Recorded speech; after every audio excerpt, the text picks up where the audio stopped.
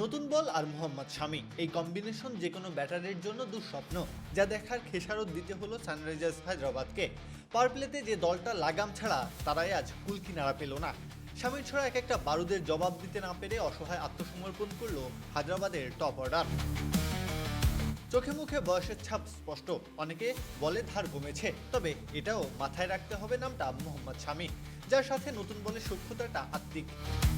হায়দ্রাবাদ মানেই ঝড়ের নাম। অভিষেক শর্মা, ট্রাভিস হেড, টি-20 জামানার দুই মহাতারকাকে বেঁধে রাখা কষ্টসাধ্য, তবে অভিজ্ঞতার তো একটা দাম আছে। শামির হাতেই তাই বন্দী হয়েছেন দুজনে।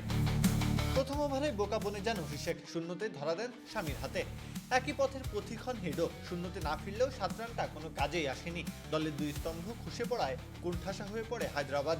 সর্বশেষ ম্যাচে যে দলটা পাওয়ার প্লেতে 84 রান করেছিল, সেই দলটাই লখনৌ সুপার জায়ান্টসের বিপক্ষে মুখ থুবড়ে পড়ল। পাওয়ার প্লেতে তুলল মাত্র 22 রান।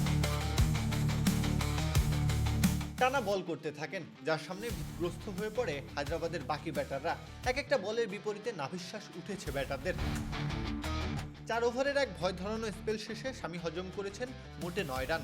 তার সাথে দর্পচূর্ণ করেছেন হেডার অভিষেকেরও। শুধু কি তাই, এই যে 24 বল হাত থেকে বেরিয়েছে, বিপরীতে কোনো ব্যাটারি পারেননি একটা বাউন্ডারি হাঁকাতে। অবিশ্বাস্য ঠেকছে না পরিসংখ্যান? তবে অবাক হওয়ার কিছুই নেই। ওই যে নতুন বল আর শামির অটুট বন্ধুত্বের কথা বললাম, এটা যে তারই এক ঝলক মাত্র। কাব্য, খেলা 71।